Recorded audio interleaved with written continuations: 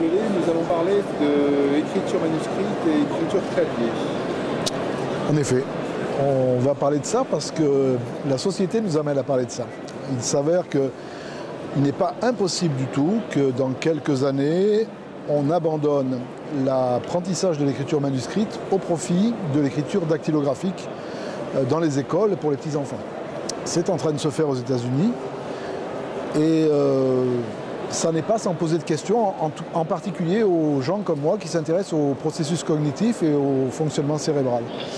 Parce que les deux modes d'écriture sont très différents.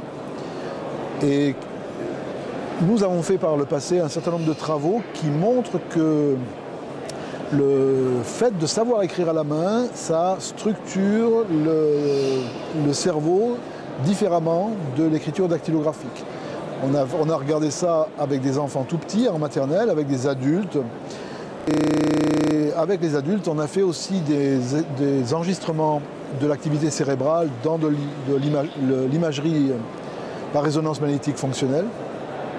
Et les conclusions auxquelles on est arrivé, c'est que quand on ne sait pas écrire les caractères, les lettres de l'alphabet à la main, on les retient moins bien que quand on sait les écrire. C'est vrai chez les enfants petits, c'est vrai chez les adultes quand on leur apprend des nouveaux caractères.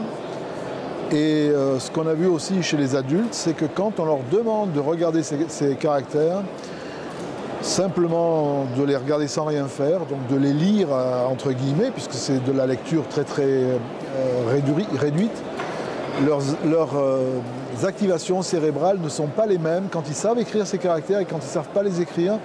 En particulier, les zones sensorimotrices qui sont mises en jeu pendant l'écriture se réactivent en quelque sorte pendant la lecture. L'observation visuelle de ces caractères, parce qu'encore une fois, on peut difficilement parler de lecture. Donc l'hypothèse sur laquelle nous on travaille, c'est que la mémoire sensorimotrice qu'on met en jeu quand on apprend à écrire, elle est réutilisée ensuite en situation de lecture. Voilà. Si on change l'écriture, les mouvements d'écriture au clavier sont tellement différents des mouvements d'écriture manuscrite, on n'est pas sûr du tout que cette mémoire sensorimotrice soit utile. Et l'enjeu du changement d'apprentissage de l'écriture, c'est ça, c'est finalement, est-ce qu'on ne va pas appauvrir la représentation cérébrale de l'écrit en changeant ce mode d'écriture? Et comme ça, les adultes que l'on va former à être de moins bons lecteurs que les adultes d'aujourd'hui, pour dire les choses rapidement. Alors cette hypothèse de travail, on n'est pas en mesure de la démontrer en France, mais aux États-Unis, dans quelques années, on va disposer d'enfants qui sauront écrire au clavier et pas à la main.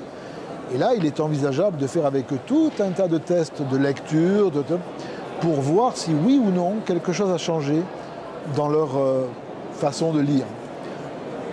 En gros, est-ce qu'ils lisent aussi bien que les enfants qui savent écrire à la main? Si la réponse est oui, alors le problème ne se posera plus et on peut abandonner l'écriture manuscrite, même si elle a accompagné la civilisation humaine pendant des millénaires, on peut l'abandonner au profit d'un autre mode d'écriture.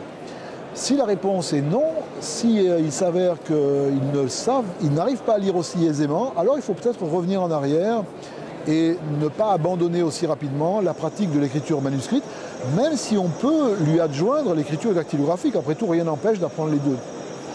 Donc voilà un peu le message qu'on essaye de faire passer, nous en disant attention, prenons le temps d'étudier les conséquences positives ou négatives d'un changement aussi abrupt de mode d'apprentissage de l'écriture.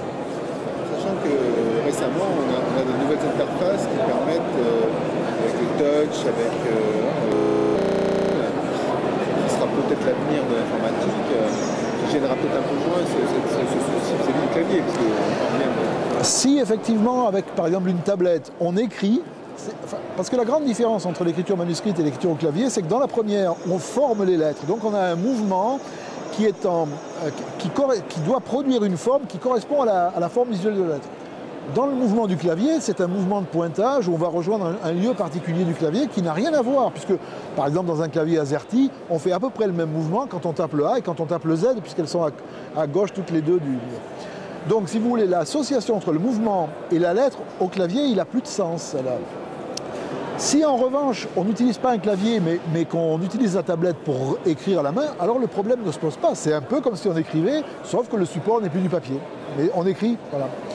Le vrai changement, selon moi, c'est le clavier. Et alors, vous évoquiez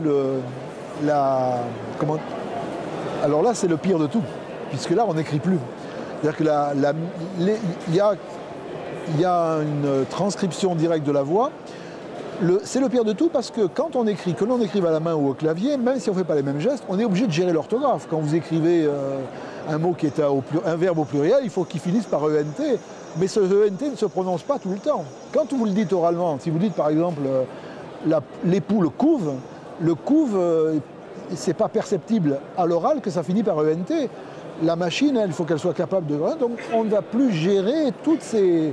Non seulement on n'agit plus avec les mains, mais en plus on ne gère plus les règles orthographiques, ce qui veut dire qu'on va perdre complètement les capacités. Et qu'est-ce qu'on fait quand on lit ensuite les poules couvent Est-ce que s'il y a les poules couvent avec un E à la fin, on va se rendre compte qu'il y a une erreur orthographique? Non. Donc c'est pour ça que je dis, là, à mon avis, si un jour on en arrive là, je pense qu'il faudra sonner le tocsin, parce que ça risque d'être une vraie régression.